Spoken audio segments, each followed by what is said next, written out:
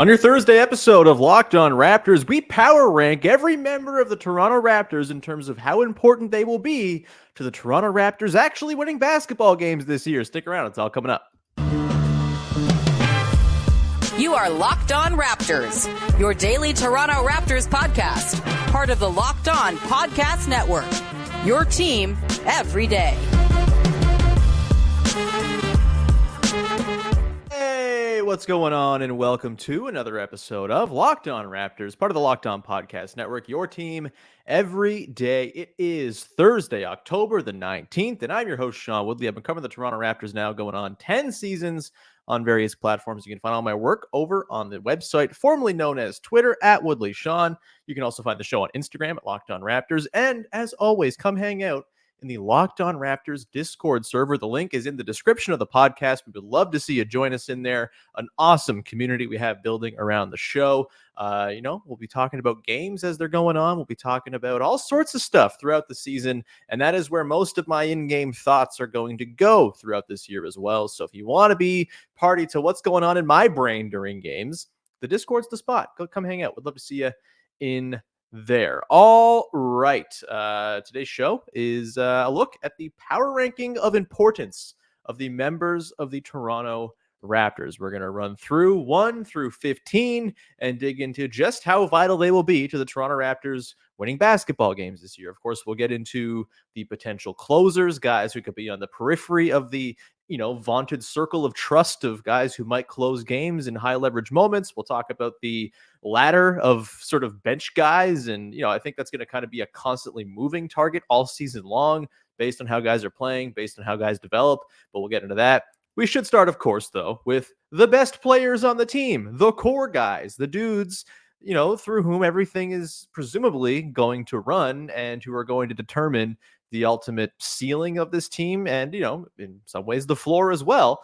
So let's just start in, right? Number 1, Scottie Barnes. This is easy. Scottie Barnes, to me, is the most important player on the Toronto Raptors this coming season when it comes to whether or not they are going to win a lot of basketball games. I think the reasons for it are pretty clear. They are coming into this season with a declared focus of Scottie Barnes going to have more of the ball. I think there's some really encouraging signs from preseason on some inventive ways by which Darko Rajakovic intends to use Scottie Barnes, not just as a traditional run, pick and roll at the top of the arc type of point guard, which was, I think, maybe my biggest concern about, how Scottie Barnes would be used. But there's going to be a whole bunch of different ways that they deploy Scottie Barnes this season. And I think a whole bunch of different lineups in which he's going to get used as well.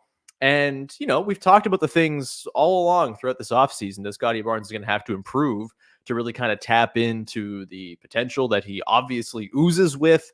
The shooting splits from basically every part of the floor have just got to get better. He went down in terms of percentage from every part of the floor last season, at the rim, short mid-range, long mid-range, threes. All of it was a pretty significant setback for him last year. He was a well below average efficiency player.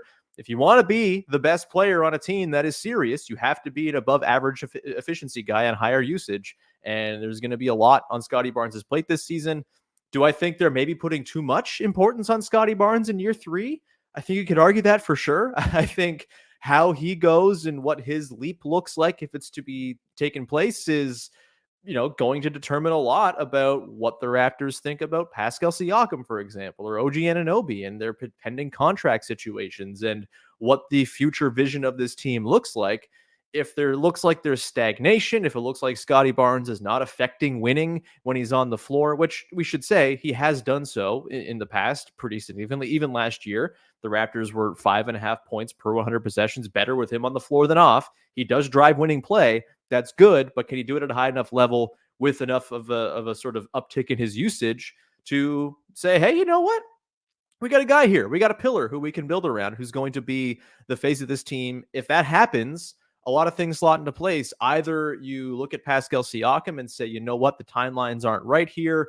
We think Scottie Barnes is eventually going to be a better player, and maybe we, try to recenter things, maybe move Pascal at some point to recenter the roster around Scottie Barnes. Or there's my preferred option, which is Scottie Barnes looks like he's going to eventually ascend to being the best player on this team sometime in the next 5 years, based on what we're seeing this year. And the thought is, might be kind of nice to have a co-star who complements him beautifully as a number two. Oh, wow, Pascal Siakam's already in the house. Let's lock him up to a big, nice, fat, juicy extension and have those two guys work as a pretty fun, very unique, and super interesting duo going forward. That's what's kind of hanging on Scottie Barnes this season in terms of the importance of his steps forward if they're going to happen. And if they don't, then things look pretty grim. Not gonna lie. If this, and I'm not thinking this is going to happen based on what we've seen in the preseason, but if we see Scottie Barnes stagnate once again, if there's just no improvement in scoring from anywhere on the floor, if the defense doesn't come along, all this stuff happens, there's a real world in which we're looking a year from now at a pretty grim scene with pending UFAs or guys who have just been shipped out. And Scottie Barnes is the pillar of a franchise that might be looking elsewhere for a different type of pillar to build it around. I don't think that's going to happen. I should say it's on the table, as it is with any young player. But the importance of Scottie Barnes this season, not just to his own game, but to the sort of future direction of the team, pretty enormous. And if Scottie does make a leap, if he looks like he's kind of on an all-star, potentially all-NBA trajectory sometime down the line, then I think the sort of many questions and murky clouds hanging over this team, they clear up pretty quick if Scottie Barnes is the dude and everything kind of falls in place around that. So number two behind Scottie Barnes is Pascal Siakam. He wasn't going to fall any further than this. He's still the best player on the team. There's no doubt about that right now. And how he blends into a bit of a new offensive system, how he can work as an off-ball player, nice encouraging signs in terms of his three-point shooting through the preseason so far. And just sort of, I think the way that he can kind of make things happen away from the ball. It's not like he doesn't have a track record of doing this at some point in his career. 2018-19, you might remember, he won most improved player, was the second highest scoring player on a championship team, and he rarely had the ball in his hand as initiator. I think he's going to have it more than he had it on the championship team for sure, but can he kind of tap back into some of the stuff he did so well there while blending in his obvious gifts as an on-ball creator to become sort of a hybrid version of the Pascal Siakam we've seen in sort of various iterations over the last few years? I think that's a fascinating storyline to watch. And if he can do it, like, all NBA's on the table, Supermax is on the table, and winning a lot more games is on the table, because when your all NBA players are playing at very high levels, that's typically going to portend many victories. Pascal Siakam rocks. He's going to be essential to the transition attack. He's going to be essential to bailing things out when the offense gets a little gummy, when the many actions they try to run at the elbows and whatnot are not producing clean looks. They've talked about it. The ball comes to the best players. Pascal Siakam is going to have options or opportunities to bail this team out time and time again as well this season. And how we can kind of do that and blend, again, what he did so well the last year or so, where he was this heliocentric force, versus what he's done as more of an off-ball, sort of pick your spots type guy. That's going to be massively important to this team. And frankly, I feel the most confident that Pascal Siakam is going to kind of live up to what is needed from him of any player on this team. Of course, the off-season stuff, the pending contract situation, the extension that, in my estimation, should have already been handed out by now. All that kind of hangs over things and makes it a little murky. But just the player himself doing the things that we know he's good at, obviously, is no less than the second most important player on this team. And you could make a compelling argument that he is still the most important because he is the best. And maybe that's the sort of way that you should probably think about this. But obviously, Scottie and his leap, very much, it's a special circumstance with the way this Raptors team is set up for sure. Number three, I have O.G. Anunoby. I don't think that's hard either, right? Like, his defense is otherworldly. He's an all-defense guy. Will probably compete for a Defensive Player of the Year at some point, even though I think it's harder for a wing to win it than a big, as it probably should be, because bigs are really important. And on offense, O.G. provides a thing this team desperately needs, which is knockdown three-point shooting. And I think he's going to have a ton of opportunities to knock down three-point shots on this team. If he's doing it like he's done it in the past, maybe sprinkling in a little bit more in terms of creation, I think we could see quite a bit of fun stuff from OG this year. The contract thing also hangs over him as well. But again, we're just talking about like the team's chances of winning games this year. OG being someone who you can count on to not just hit threes at a high rate, but put up a lot of threes. They're going to need the volume from him. And I think he's going to have the opportunity to put up a lot of threes as well as sort of a beneficiary of the gravity that Scottie Barnes and Pascal Siakam have. I think in transition, he's going to have a whole bunch of those sort of trailing threes or threes where he's quickly run up the floor and got to the corner and is that spacing option for these sort of marauding drives of Siakam or Barnes on the run. And those guys are really good passers. They're going to find OG. If OG's hitting those shots, if he is doing OG things, he is clearly the third most important player on this team. And these three guys, Barnes, Siakam, and Anunoby, are the only three who I can say with confidence will be on the floor, if healthy, to close every single high leverage game. Barring like message sending in one-off circumstances by Darko, who doesn't strike me as the type to take his best players out in order to send a message when a game is on the line. But we'll see how his coaching philosophy actually bears out once we're into the season. But those three guys, they'll be on the floor in all the most important minutes. I think those three guys in particular do complement each other depending on who else is on the floor with them. And, I think how they kind of assemble lineups around those guys is going to be one of the more interesting conversations and questions that we look at all season long. But a really good OG scoring as like a highly efficient play finishing type is a really, really important player to what this Raptors team is going to want to do. So those are your top three. I bet everyone's just shocked, the jaws on the floor at the top three guys I've determined in this power ranking. We'll come back on the other side and get into a little bit more of a juicy section of this, which is guys who could close games for this team. There's 5 guys I want to get to, and I think the order might surprise you. We'll get to that in just a second, but first, today's show is brought to you by Jace Medical. Look, it's always a good idea to be prepared. Maybe you're someone who travels a lot. You like to go to far-flung locations. There's nothing worse than going on a trip and falling ill, not really having answers for what's going on, what's wrong, and not having any way to treat it. You're not near your doctor, anything like that. The Jace case allows you to be prepared in case the worst happens. The Jace case provides 5 life-saving antibiotics for emergency use. And all it takes to get a Jace case is to fill out a simple online form. In some cases, you jump on a call with one of their in-house board-certified physicians, and it's that easy. You can get ongoing care from their physicians as well on any treatment-related questions. That's doctor created, doctor recommended. Don't be caught unprepared when you go on a trip. You don't want to fall ill. I've had people in my family who have had this happen to.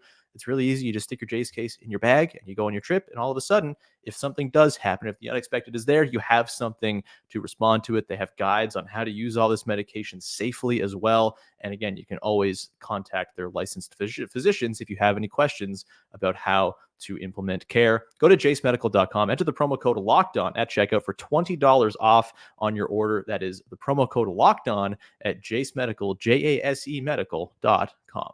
All right, we continue on here. Your first listen of the day, continuing on with our Toronto Raptors importance power rankings in terms of just like the on-court product for this season. Again, we're trying to cut out the noise of uncertainty of the future and all this stuff. We're just going, who's going to help win games on the floor for this team this coming season? Because that's frankly more fun, and I'm sick of talking about transactions and uncertainty. We'll get to that, I'm sure, plenty throughout the season if these players do not, in fact, help the Toronto Raptors win basketball games. So before we do that, just a quick programming note before we continue on.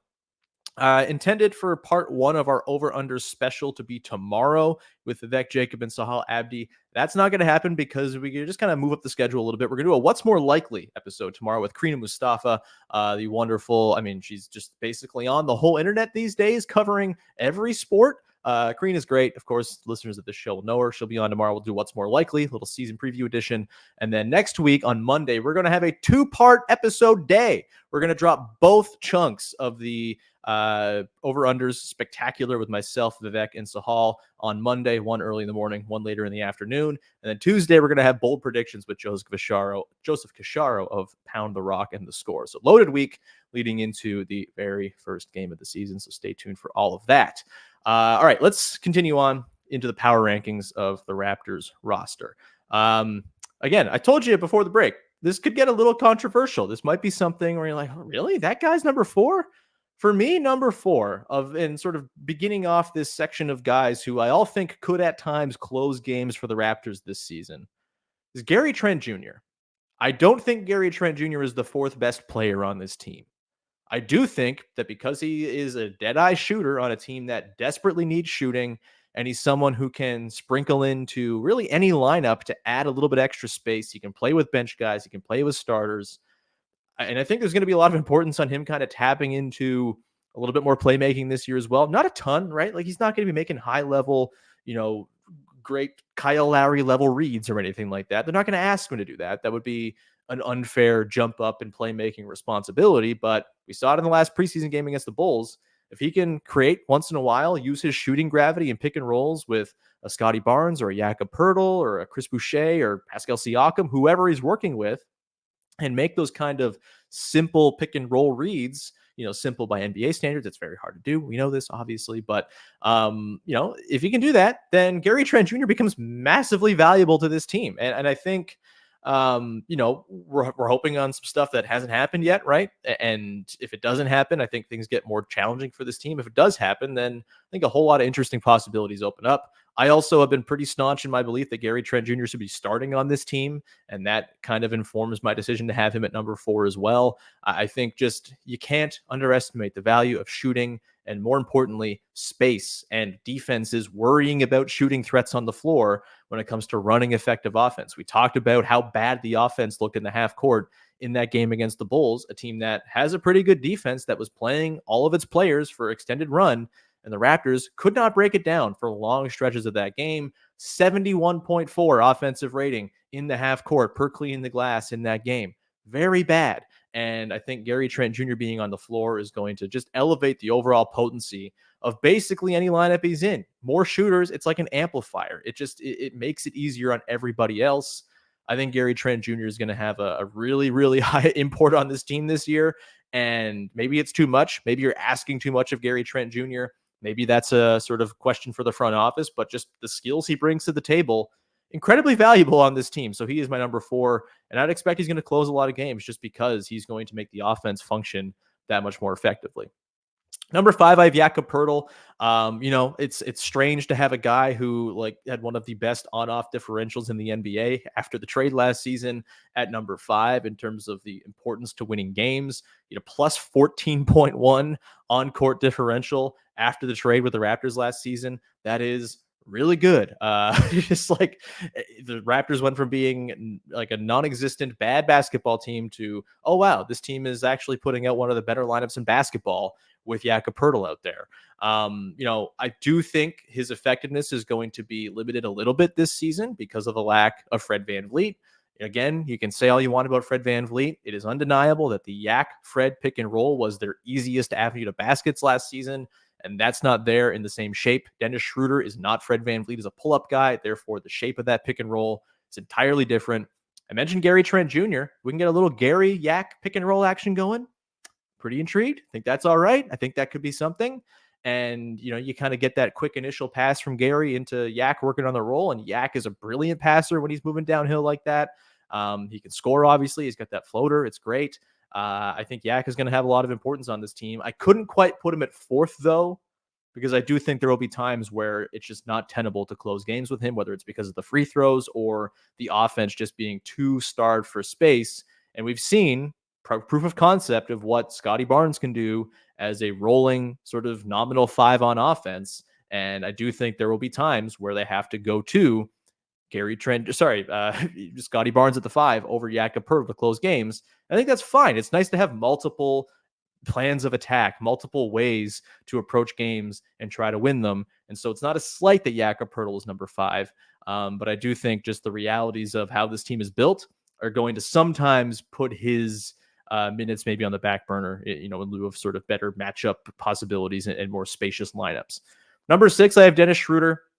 I've talked about it all preseason long. I think he should be coming off the bench to run the second unit. I think him and Jakob Poeltl actually could be a really fun tandem to kind of stick together for long stretches of games.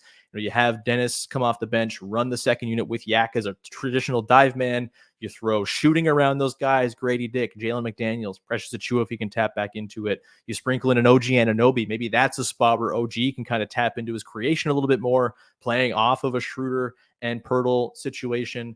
I think that's a pretty interesting tandem. And, the Scottie Pascal tandem is fascinating to me, and I think really good if paired with the right players. And so it's going to be fascinating how Darko Rajakovic kind of assembles his rotation and creates these little pockets where various team ups happen, like it's the Avengers, except much less flashy and loud, I guess. But like, I think, Schroeder's going to have a big role in a lot of the most important lineups on this team.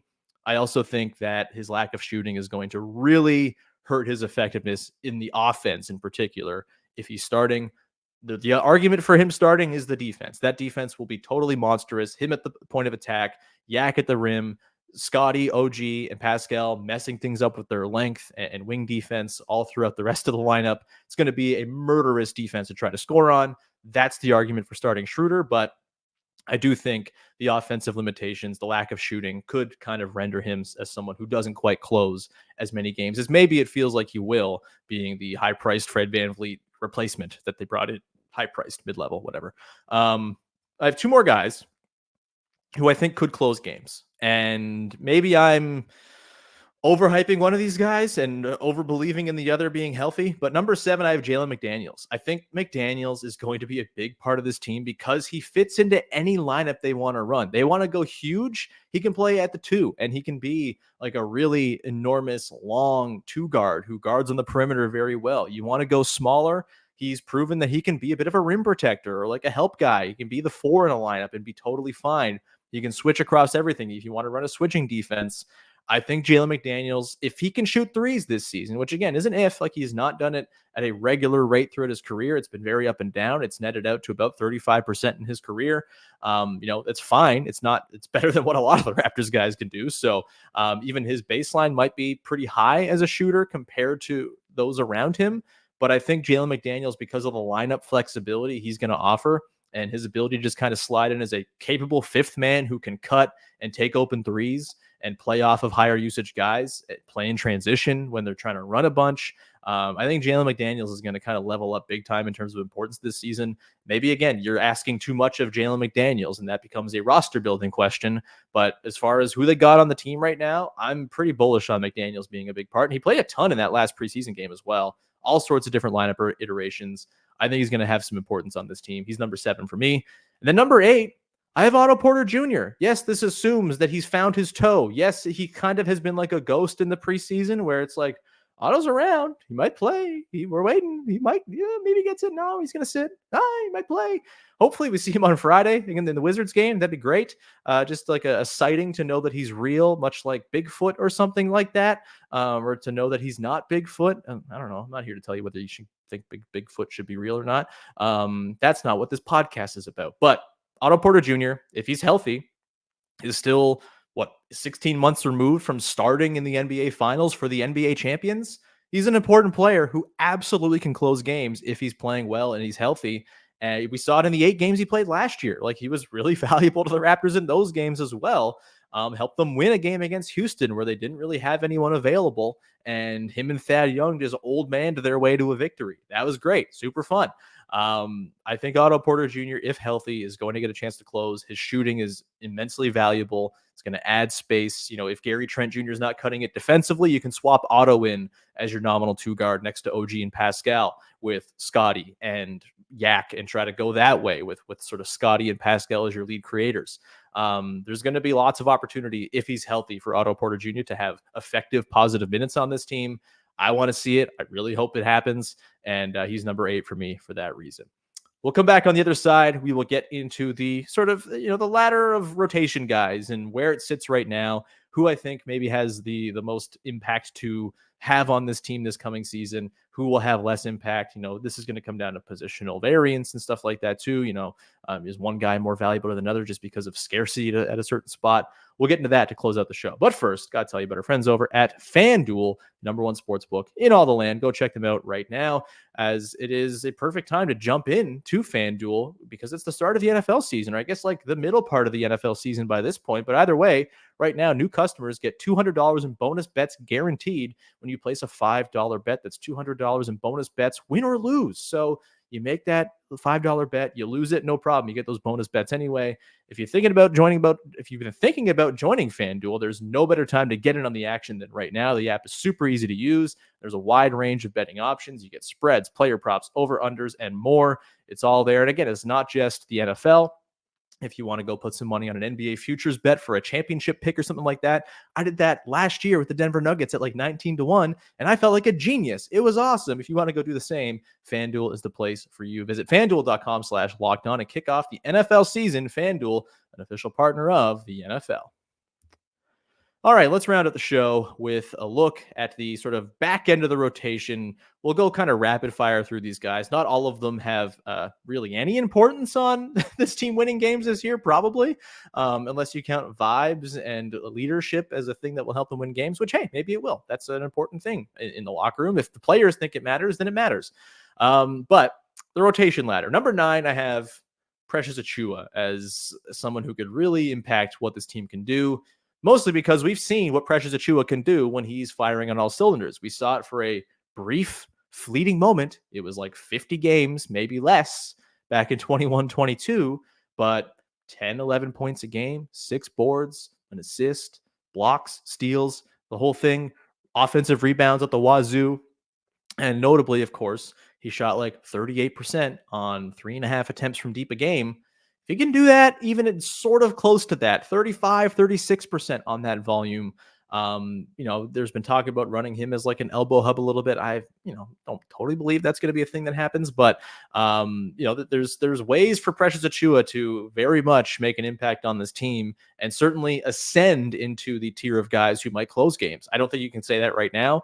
I just think things are a little bit too weird and unsure with him. Last year was a bizarre season. He got hurt. His role was kind of changed around a whole bunch after the Yak trade. It was hard to find a place for him. Hoping Darko Rajakovic can kind of channel the things he does well and have him just kind of lean into that stuff. Be fast, be an offensive rebounding hunter, go chase guys down, go blow by guys on the first step when the ball swings to you and dunk on people's heads. Take those catch and shoot threes when they're in rhythm. And Precious Achiuwa can be a valuable player for this team. And for me, that's kind of the upside play here. If everything breaks right for him, he's the clear number 9 and probably something closer to number 7 if things really, really go well for him this season.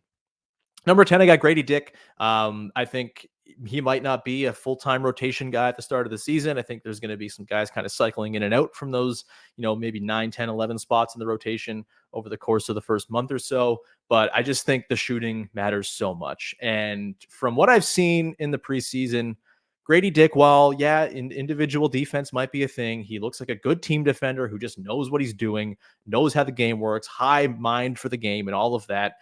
Great offensive rebounder, it looks like, as well. Got great instincts for that. And the threes are going to start falling. And once the threes start falling, defenders are going to be worried about him. And the thing the Raptors badly need more of is guys who make defenses worry. So I'm pretty keen on Gradey Dick eventually kind of moving into the full-time rotation over the course of this season. Again, I think he's just got a pretty good head on his shoulders and kind of knows what he's doing out there. And that is going to lead to minutes and importance when it comes to driving positive play for this Raptors team. I also think he fits beautifully alongside Scottie Barnes in a lot of lineups. And I think we could see those sort of in-between bench lineups. Maybe Scottie's working more as a 5. We saw it in the Bulls game. You put shooting around that dude, it's going to be really hard to stop him. And Gradey Dick is one of the surefire ways to put shooting around that dude. Number 11, I have Chris Boucher. This one is it's hard, right? Because when Chris Boucher is awesome, he obviously makes this a better team and helps them. When he's not awesome, we know the Chris Boucher experience by now. 3 out of 4 games, he's going to be an excellent role player. And the other game, he'll kind of maybe not really appear and do some weird stuff that'll kind of leave you scratching your head. And that's just the life of being a pretty decent bench player. You're never going to have 4 games in a row where you're perfect all the time. It's just hard to do. But I do think Chris Boucher I wonder if as the season goes along, I don't know what to think about this, because I think the running he does is super important. I think he will have some backup center utility at times for this team. I think the off-ball movement, the cutting, super valuable on this team in particular. Finding those pockets of space within close confines, all of that. I do also wonder though, like he's in his 30s now. Is he going to be a long-term piece for this team? Is he going to play as much as maybe he has in the past? Will he have his minutes taken by guys who are more reliable shooters? Like I think he is very much at risk of, if Gradey Dick really has himself a season and Otto Porter Jr. is healthy and playing, I think the shooting those guys provide might offset what Chris Boucher provides. And so just because I'm a little uncertain of how consistent his role is going to be throughout the year, despite how good he's looked for stretches in the preseason. He was not so good in that Bulls game, got the foul trouble, didn't quite fit in, was part of some pretty clunky half-court possessions. I think 11th is a pretty sweet spot for me to slot Chris Boucher. Number 12, I have Malachi Flynn. Maybe this is high, but again, this is sort of like if the upside thing hits, there's a real thing that the Raptors need here, which is some sort of guard play and someone who can shoot threes. And I'm not saying I think it's going to happen. It might. Like there have been some promising signs. He looks like he's more physically up to the task this season than he has been in years past, where he's just looked so slight and easy to knock off his spots. I think there's a little bit more in terms of just like an NBA body here for Malachi Flynn this year. And yeah, it was 0 of 7 in that Bulls game. Not great. 1 of 6 in the first preseason game. Not great. But if he can just tap into the 35% three-point shooting he flashed last year, that alone is valuable on this team. I don't like to keep bringing it all back to three-point shooting because it's not the only thing that matters, but it kind of matters a lot. And you got to have space to operate offense freely the way you want to operate it. And if Malachi Flynn can come in 12 minutes a game and offer you decent catch and shoot three-point shooting, that's a valuable thing that not many others on this roster can really do. So I have him at number 12. At number 12 and a half, I didn't really plan on keeping the two-way guys in here because I don't think Marquise Noel or Ron Harper Jr. are really going to have much of an impact on winning this season. But number 12 and a half, I have Javon Freeman Liberty because if things flame out with Malachi Flynn, I think there's an opportunity there for Javon Freeman Liberty to kind of soak up those minutes, that 10 to 12 minutes of, just a little extra shooting and offensive punch off the bench. And frankly, I'm rooting for it. I would rather see Javon Freeman Liberty than Malachi Flynn, probably. But I don't really think we're going to see him get the shot over Flynn to start. I think they're going to try to see if they can salvage this Flynn thing. There's a reason I don't have Jeff Doughton Jr. on here. I just don't think he's making the roster. And so going with the reality that Flynn's going to be there, I think he's number 12, and Freeman Liberty comes in at number 12 and a half is the only two-way who makes this list. Number 13, I have Christian Koloko. Obviously, this is a hard one to gauge because I don't know if he's going to be available. Like if he misses the whole season, obviously he moves down to 15 because he's not going to have impact on winning. That said, like a healthy Koloko gives this team so many options at center. They're kind of spoiled for options, frankly. If you're going to run Scottie Barnes at the 5 a little bit, you're going to have the odd Thad Young appearance. You're going to have Chris Boucher slide in there. You obviously have 28 to 32 minutes of Jakob Poeltl every night you can lean on. Like this team should have good center play across the board. And if Christian Koloko is able to play, 10, 12 minutes a night, eventually at some point this year, the on-off numbers for him last season were undeniable. He completely changed this team when he was out there defensively. They got 9.3 points per 100 possessions better with Koloko on the floor. They were 10.5 points overall as a team, better with him on the floor. They were 9.3 points per possession better on defense, that is. He was just really effective when he was in there, despite being very raw and kind of like Bambi at times. I think Christian Koloko could have a pretty big role if he can get healthy. Obviously, it's a big question mark. And so 13 is sort of like he can certainly slide up this ranking if he's healthy and playing. And I think if he's not, obviously, he kind of slides down to number 15 on the roster. But we'll slide him at 13 as kind of a hedge right now. Number 14, I have Thad Young. As much as I'm going to enjoy the little pockets of games where he gets to do his small ball center thing, I think that will probably kind of go out of style as the season goes along, just because I think they're going to realize we could just run this stuff with Scottie and have it be a lot more effective. I like Thad. I think he's a good vet to have around. I don't think there's a bad thing with him being on the team. Certainly the vibes can't hurt with Thad kind of imparting wisdom on guys. But I do think that Thad Young as like a contributor on this team, it's going to be kind of muted. And I think his minutes are probably not going to be like terribly positive, right? Like last year, minus 9.9 on off-court differential. They were 9.9 points worse per 100 possessions when he was on the floor. It's not great. Like, it's not what you want. The worst among any regular on the team, worse than Gary Trent Jr., Precious Achiuwa, Chris Boucher by a pretty substantial margin. I don't think he was used properly last year. Like, you're not going to stick Thad in the corner and expect good things. Yet they did that, and it was weird and bad. They're going to put him in a spot to succeed more this year. I just think that they'll realize over the course of the season that there are just better options and more sort of developmentally important options for the role that Thad Young figures to occupy out of the gate, which, hey, he might play a little bit early on. I think that'll kind of dissipate as the season goes along. And number 15, Garrett Temple, the vibesman. Maybe vibes are the most important thing, and therefore he should be like fourth on this list. I think winning will beget vibes more than vibes will beget winning. Chicken or egg, all of that. But I think having Garrett Temple around, a dude who's been there, a dude who can kind of, again, impart wisdom of, hey, here's how I made many millions of dollars staying in the NBA for 17 years. It can't be a bad thing for young players to have in the room, a sounding board to go off of. And he's like universally regarded as one of the best dudes in all of the NBA. So while I don't think he's going to play a whole lot, if he is playing a whole lot, things have gone horribly. Something's like very, very wrong here. I think Garrett Temple as a number 15 guy, he just kind of hangs out and is cool, sort of Udonis Haslemy in terms of like just kind of being a coach / player type. I think that's perfectly fine. I don't have a problem with it. And I think there will be plenty of opportunity and plenty of guys who got to soak up minutes in the top 12 or 13 of this roster that you're not going to be like, oh man, I wish they had another developmental guy in the 15th spot in Garrett Temple's place. Not everybody can play. Not all 15 guys on a roster are ever going to play. If you have 13 guys, you can kind of cycle in, and a lot of developmental projects within those guys, which they do. Achiuwa, Gradey, Malachi Flynn, Javon Freeman-Liberty, Christian Coloco, all of this stuff. Like, I think there's plenty of there's plenty of development to be done, even if not the whole roster is not occupied by developmental pieces, if that makes sense. You know what I'm saying? I don't know. We'll leave it there. Thank you so much for tuning in and indulging me in this power rankings exercise. We'll be back again tomorrow. Karina Mustafa coming along. We're going to play What's More Likely, and that's going to be a blast. And then again, Monday, 2 parts, 2 episodes for you Monday, morning, afternoon, 2-part over-under spectacular. And I hopefully will have some details as well about the over-under spectacular contest that will hopefully run again. I think I got to go through some bosses to make sure it's all above board and everything, but I'll have details on that as well. It was a great time. We had like 50 people submit their over-under picks last year, and it was awesome. Shouts to Jeffrey Richardson, the defending champion of the over-unders contest. Maybe we'll see if he can repeat. Either way, we'll have that all for you coming up next week. Bold predictions with Joseph Gashara. We've got the first game of the season next week. It's going to be a blast. We're very excited here. And in the meantime, please subscribe, follow, rate, review, tell a friend. It's much appreciated when you support the show, however you support the show. And again, YouTube, we're there every single day. You want to go see the videos. We're on the various podcast apps.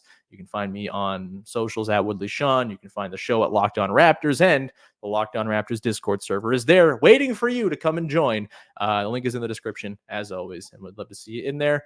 With that, we'll leave you. We'll talk to you again on Friday of another episode of Locked On Raptors. Bye-bye.